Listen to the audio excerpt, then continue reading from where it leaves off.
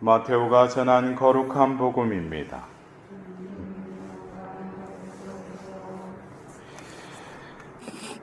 그때 예수님께서 사도들에게 말씀하셨다. 가서 하늘나라가 가까이 왔다 하고 선포하여라.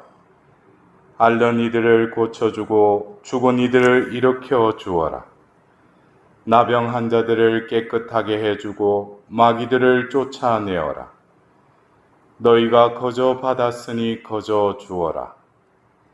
전대에 금도 은도 구리 돈도 지니지 마라. 여행 보따리도 여벌옷도 신발도 지팡이도 지니지 마라. 일꾼이 자기 먹을 것을 받는 것은 당연하다. 어떤 고을이나 마을에 들어가거든 그곳에서 마땅한 사람을 찾아내어 떠날 때까지 거기에 머물러라. 집에 들어가면 그 집에 평화를 빈다고 인사하여라. 그 집이 평화를 누리기에 마땅하면 너희의 평화가 그 집에 내리고 마땅하지 않으면 그 평화가 너희에게 돌아올 것이다. 주님의 말씀입니다.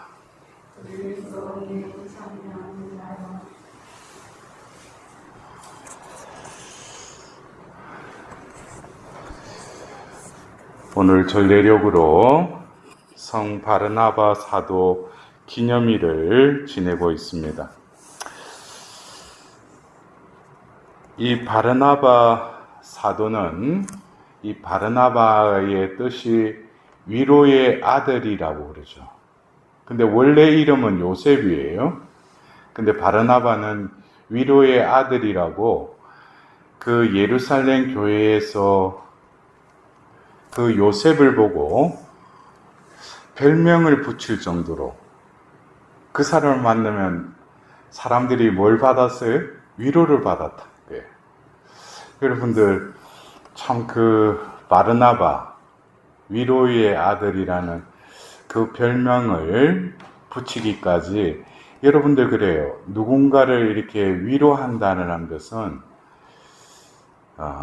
그냥 건성으로 입으로 뭐 행동으로 위로한다고 해서 이 위로가 전달되는 게 아니죠.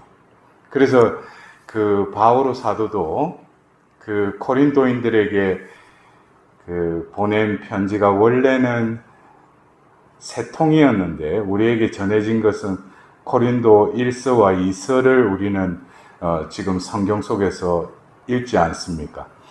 근데 세 번째, 그 원래 세 통이었는데 그 두 번째 그 편지에 대해서 그 바오로 사도가 그 고린도 2서에 적으면서 눈물의 편지를 썼다고 그랬어요. 그 눈물의 편지를 쓴 것은 그 고린도 교회에 가서 복음을 전했는데 전해오는 어떤 소식을 들을 때 너무나 마음이 아팠던 거예요. 그들 안에서 분열이 일어나고 여러 가지 바오로 사도를 이간질하는 여러 가지 어떤 그런 소문이 들리자 그 바오로 사도가 그 고린도 교회에 또 편지를 쓰는데 그 편지가 눈물의 편지였다는 거예요. 그러나 그것은 우리에게 전해지지는 않았지만 이 그 고린도 2서 고린도 공동체에 보낸 편지로는 세 번째 편지인데 그 고린도 2서 1장을 보면은 위로에 대해서 계속 이야기를 해요. 위로에 대해서. 특히 그 1장 4절을 보면은 우리가 환난을 겪을 때 하느님으로부터 위로를 받았다는 거예요. 그래서 우리와 같이 환난을 겪은 이들도 우리가 위로해 줄 수 있습니다라고 바오로 사도는 또 이 세 번째 편지에 계속 그 1장의 위로에 대해서 이렇게 말씀하셔요. 근데 제가 조금 전에 말씀드렸듯이 그 눈물의 편지를 쓸 때 이 바오로 사도는 너무 마음이 아팠던 거예요. 근데 하나님께서 또 그 사태를 이렇게 또 평화롭게 무마시켜 주시고 그걸 통해서 사도인 이 바오로는 위로를 받은 거예요. 그래서 이 편지를 쓰면서 1장에다가 계속 위로에 대해서 쓰는 거예요. 근데 위로를 해주기 위해서는 먼저 자신이 위로를 체험해야죠. 그러나 이 위로는 어떤 세상적인 일이 아니라 주님을 위해서 일하다가 또 이 세상 속에서 겪을 수밖에 없는 그 환난, 이 환난을 통해서 하나님의 위로를 체험하였기에 또 다른 이들도 이 받은 위로, 내가 체험한 위로를 그냥 흘러보낼 뿐이라는 거예요. 내가 무슨 마음이 넓고 내가 덕이 많아서 남을 위로해 주는 것이 아니라, 그것은 세상적인 위로라면은 이 위로의 아들이라고 별명을 붙은 이 요셉, 오늘 우리가 기리고 있는 이 성인도 다른 사람들에게 위로의 아들이라는 그 별명까지 붙일 정도였다면, 그가 많은 이들에게 위로와 힘을 주었다면 그 위로는 바로 바르나바, 이 별명을 얻었던 이 요셉도 하나님 안에서 살려고 여러 가지 이 생에서 또 겪었던 여러 시련과 환난 중에 위로를 받았기에 또 다른 이들도 위로를 해줄 수 있지 않았는가. 이것은 제 그냥 추측이에요. 그래서 그 사도행전 4장 36절에서 37절에 보면은 그 키프로스 태생의 그 레위인으로서 그 위로의 아들이란 별명을 가진 요셉도 자기가 소유했던 그 밭을 팔아서 사도들에게 갖다 주었다라는 그 기절이 있어요. 여기서 보면은 우리가 그 위로의 아들, 더불어서 자기가 가진 그 밭을 팔아서 이것을 교회에 온전히 내어주었다는 거예요. 이러한 그 별명과 또 그의 행위를 볼 때 오늘 우리는 이 사도행전 11장에는 그 11장 24절에 바르나바는 착한 사람이며 성령과 믿음이 충만한 사람이었다. 그리하여 수많은 사람이 주님께 인도되었다. 여러분들, 이 한 기절에 이 바르나바라는 이 사람의 어떤 인성적인 부분, 착한 사람이라는 거예요. 이 착한 사람은 어쩌면 하나님의 양심의 그 비단에서 살았다는 것이죠. 착하다 해가지고 그냥 세상적인 착하다 이런 의미하고 틀려요. 예? 착하다라는 것은 자신이 어떤 진리 안에서 살고 그냥 모든 것을 그냥 뭐 좋은 게 좋은 거라고 그냥 그렇게 남의 요구대로 다 해주는 게 아니라 진리대로 살면서 자신의 그 양심을 하나님의 진리의 비단에서 살았기에 또 남들도 뭡니까? 처음에는 납득이 안 되는 어떤 말과 행동들을 보더라도 시간이 지나니까 그게 진리로 드러나는 것이죠. 그렇기 때문에 우리가 인성적인 부분에 있어서도 그는 착한 사람이었다는 거예요. 더불어서 영적으로도 성령과 믿음이 충만한 사람이었다. 여러분들, 제가 조금 전에 위로에 대해서 말씀드렸는데 우리는 성령을 위로자라고 이렇게 또 칭하지 않습니까? 우리가 성령을 받았다라는 것은 성령의 그 위안과 위로로 자신이 이때까지 이 삶의 질곡 속에서 새겨진 많은 마음의 상처들, 어두움들, 이것도 성령께서 임하시면은 그것을 빛을 비춰주시고 그 따뜻한 생기를 불어넣어 주셔서 내 안에 위로로 다가오신다는 거예요. 그래서 성령과 믿음이 충만했다.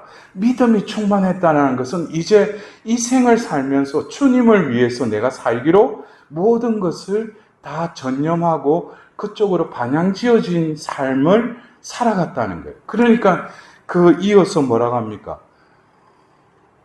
사도행전 그 4장 37절, 38절에도 말하듯이 자기가 이때까지 이 생에서 살기 위해서 필요한 재산인 밭을 팔아서 그냥 하나님께 사도들 앞에 그냥 갖다 줬다는 거예요. 이 믿음은 그냥 자기 소유의 믿음이 아니라 결국 이 믿음에 있는 자에게 하나님께서는 누구를 또 인도하셔요. 그리하여 수많은 사람이 주님께 인도되었다 그랬어요. 우리가 어쩌면 선교를 하고 예수님을 알리는 데 있어서도 이 한 사람의 그 인성적인 것과 영적인 부분, 이 11장 24절에 묘사하고 있는 이 바르나바라는 이 한 존재, 이 존재가 진정으로 존재론적으로 인성적으로나 영적으로 하나님 빛 가운데에 서히 있던 존재였기 때문에 하나님께서는 그를 통해서 많은 이들을 주님께 인도하는 도구로 쓰셨다는 것이죠. 그래서 우리는 이 바르나바가 뭐 주도적으로 앞장서서 초대교회 때 대표적인 베드로와 바오로 같은 그런 현격한 업적은 남기지 않았다 하더라도 우리가 공생애 때도 보면은 바르나바와 비슷한 인물이 있었죠. 누구죠? 바로 베드로의 동생 안드레아. 안드레아도 이렇게 견인차 역할을 해줘요. 형인 베드로를 주님께 이렇게 인도하고, 그리고 그 예수님께서 따로 데리고 다니셨다 한 그 세 명에는 그 야고보와 요한은 형제였잖아요. 근데 베드로가 안드레아는 형제인데 왜 안드레아는 왜 이렇게 일부러 또 이렇게 외면하셨을까? 제가 어떤 때는 제가 하늘나라 가면 한번 물어봐야 되겠어요. 왜 그 예수님이 따로 데려갈 때 두 사람은 형제니까 같이 데려가는데 왜 베드로만 데려가? 왜 안드레아는 안 데려갔을까? 근데 이 안드레아 사도도 이 공생애 중에 하는 걸 보면은 자기는 드러내지 않으면서 남을 이렇게 주님께로 인도하는. 그래서 오늘 우리가 기리고 있는 이 요셉, 바르나바라는 이 별명을 가진 이 성인도 옆에서 이렇게 또 그 사울을 타르수스로 가서 찾아내어서 또 그를 안티오키아 교회로 데리고 와서 또 어떻게 보면은 처음에 회심을 하고 나서 복음을 전하려고 했지만 그게 수포로 돌아갔죠. 그러자 이제 타르수스로 돌아가서 이제 머물러 있던 그 사울을 본격적으로 이제 하나님의 이방인의 사도로 쓰시기 위한 그 견인차 역할을 했던 분이 바로 이 바르나바였다는 거예요. 그리고 오늘 들었던 이 11장의 이 말씀 중에도 단식을 하고 주님께 예배드리고 있을 때 성령께서 이 바르나바와 사울을 따로 세우라라고 말씀하시죠. 그래서 어쩌면 우리가 음식을 만들 때도 어떻게 간을 맞추고 마지막 이거를 할 때 모든 요리가 이제 맛이 나듯이 이 바르나바 사도의 어떤 존재가 그러한 역할을 하는데 또 하나님의 은사를 받지 않았을까? 우리는 다들 자기가 앞자리 서고 남들에게 드러나기를 바라고 누군가는 뒤에서 그 사람을 위해서 기도해주고 뭔가 중재해주는 그런 사람이 되려고 하는가? 하나님이 보실 때는 뭐 앞에 나서서 한다고 해서 그 사람이 잘난 게 아니죠. 그렇다고 해 뒤에서 기도만 한다고 그 사람이 못난 사람도 아니죠. 하나님 보실 때는 각자에게 은사와 또 여러 가지 역할 분배를 하나님이 하시는 것이죠. 그래서 이 바르나바 사도께서는 또 2차 전도 여행 때 결국 바오로 사도와 이렇게 결별하고 이제 2차 전도 여행을 또 다른 신라와 함께 2차 전도 여행을 가지 않습니까? 그럴 때도 보면은 어떤 때 고집하지 않고 자신의 역할이 때가 되었다든지 어떤 자신의 역할이 어떤 하나님의 인도하심으로 여기까지다 그러면 언제든지 물러설 수 있는 그런 어떤 마음의 넉넉함을 또 지닌 자가 아닌가. 그래서 우리가 보면은 어떤 사람이 영성적으로 뛰어났다고 그러지만은 또 인성적으로 또 뭐예요? 성숙해져야죠. 그래서 우리가 사도 에페소서 4장에도 보면 그리스도의 완전함에 이를 수 있도록 그래서 이 바르나바 사도도 그 환난 중에 받았던 그 위로를 그 공동체에서 또 위로가 필요한 이들에게 그 주님의 위로를 이렇게 흘러보냈듯이 오늘 우리가 들었던 이 복음의 말씀을 던도라면 거저 받았으니 거저 주어라. 여러분들 그래요? 우리가 어떤 사도직을 행할 때 어떤 때는 보람도 느끼고 사도직을 통해서 하나님께 영광을 돌리면서 또 자신이 했던 모든 사도직에 대한 의미를 부여하기도 하지만 어떤 때는 힘들 때도 있고 또 어떤 때는 좀 이렇게 회의감에 빠질 때도 있죠. 그럴 때 저 개인적으로도 위로가 되는 말씀 중에 하나가 이 말씀이에요. 거저 받았으니 거저 주어라. 근데 네가 무슨 잘한 게 있다고 그렇게 기뻐하느냐? 또 네가 뭘 했다고 피곤해하고 왜 짜증을 내느냐? 너는 받았으니까 주었을 뿐이지 않느냐? 그럼 제가 할 말이 없는 거예요. 그래서 많은 이들이 이 거저 받았으니 거저 주어라는 그 과정 속에서 필터가 되면 안 된다는 거예요, 자꾸. 또 그런 눈으로 상대방을 또 평가해서도 안 된다는 것이죠. 그것은 그 사람이 받았으니까 줬을 뿐이라고 단순하게 이렇게 바라보면은 거기서 질투, 시기가 나오지가 않죠. 근데 우리는 인간인지라 거기에 자꾸 필터, 자기가 거기에 자꾸 들어가려고 그래요. 그래서 하늘나라가 가까이 왔다. 이것은 예수님께서 공생애를 시작할 때 하나님 나라가 가까이 왔다 그랬어요. 여러분들 하나님 나라가 마테오복음에는 그 마테오 복음사가가 유대인들을 대상으로 해서 이 복음을 썼기 때문에 유대인들에게 있어서는 야훼라는 그 하나님 이름을 헛되이 부르면 안 되죠. 그래서 공간복음에 다른 복음서에는 하나님 나라로 나와 있지만 마테오 복음에는 마테오 복음사가가 어떻게 적어놨어요? 하늘나라라고 이렇게 적어놨어요. 근데 우리가 하늘천, 나라국 해서 천국, 여러분들 천국의 개념, 하늘나라, 하나님 나라에 대해서 여러분들은 어떤 이미지를 가지고 계십니까? 천국 하면은 내가 죽어서 가야 될 곳, 이 생과는 뭔가 이렇게 동떨어진 아무런 분쟁이 없고 다툼이 없는 그런 곳. 거기 가면 내가 편안히 그냥 하나님과 복락을 누리면서 살 수 있는 곳. 그러나 우리 그리스도교의 창시자인 예수님께서는 첫 마디가 하나님 나라가 다가왔다 그랬어요.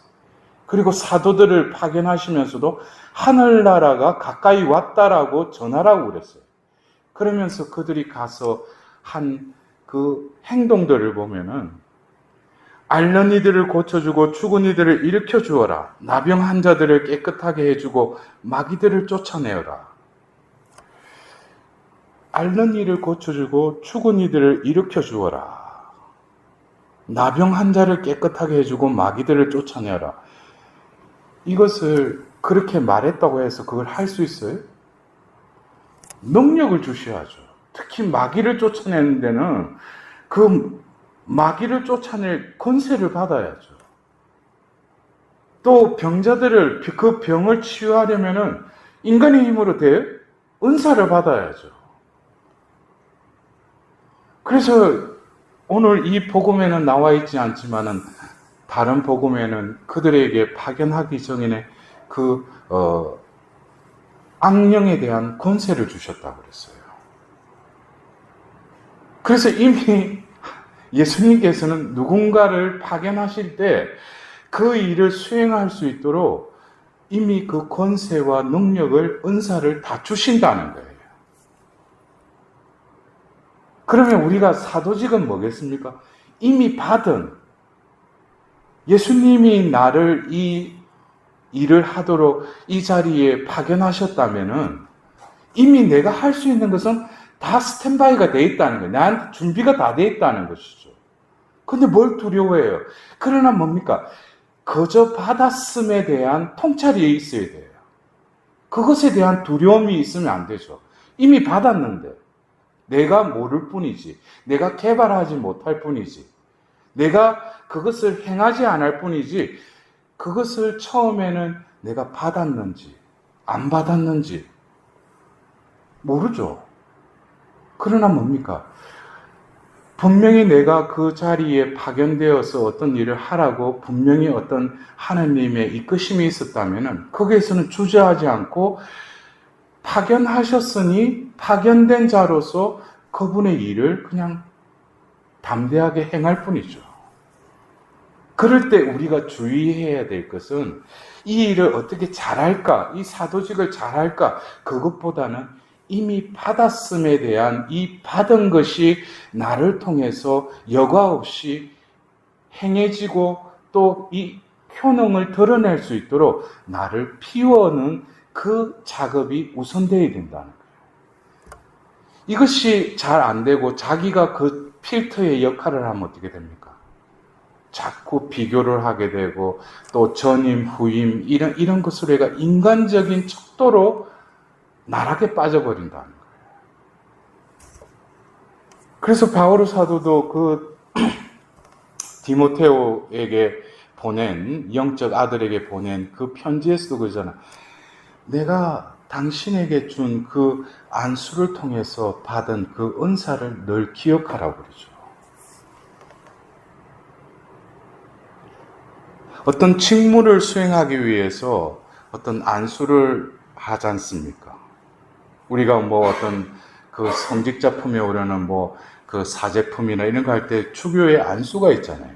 이것은 그냥 안수가 아니고 그에게 직무의 어떤 능력을 주기도 하지만은 그가 또 사제라고 하지만은 같은 사제가 아니라 각자가 또 맡은 또 하나님의 그 분야가 있고 또 해야 될 일이 있지 않습니까? 그러면 어떤 사제에게는 하나님께서 또 이런 은사를 주셔요. 그래서 우리가 그런 어떤 것을 행할 때 어떤 경우에는 행하기 전에도 우리가 주의를 기울여야 되지만 행하고 나서도 조심해야 되는 게 있죠. 왜? 하나님의 은사를 통해서 그 은사의 능력에 따라서 행하면은 다른 사람들이 놀라죠. 그래서 저분은 진짜 어떻게 저렇게 말씀을 유창하게 은혜로 할 수 있는가? 사람들의 어떤 그런 반응을 일으킬 때 거기에 조심해야 돼요. 이건 내가 뭔가가 된 것 같아. 근데 거기서 착각이 빠지면 안 돼. 거저 받았으니까, 거저 주었으면은 그 일을 끝내고 나서 뭡니까? 모든 것은 주님이 하신 것임을 다시금 주님 앞에 머리를 조아리고 고백해야죠.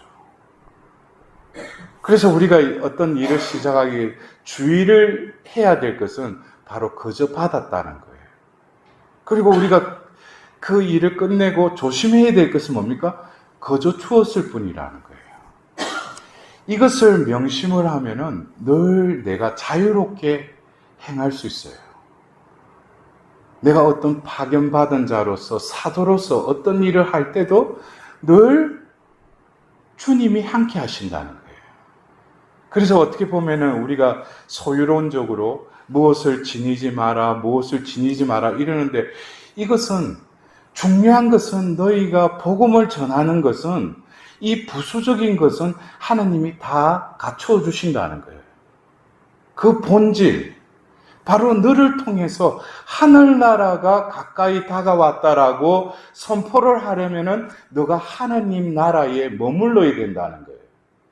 그 하나님 나라는 하나님의 뜻이, 하나님의 다스림이 온전히 이루어질 때 그곳이 바로 하나님 나라죠.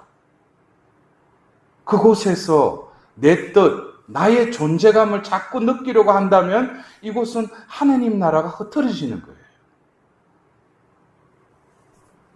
그래서 바오로 사도께서는 로마서 14장 17절에 하나님 나라는 성령을 통하여 누리는 정의와 평화와 기쁨입니다. 그래서 이것은 성령만이 주실 수 있는 그 평화, 정의, 기쁨이 내 안에 머무를 때 나도 지금 이 시공간이 바로 하느님 나라라는 거죠.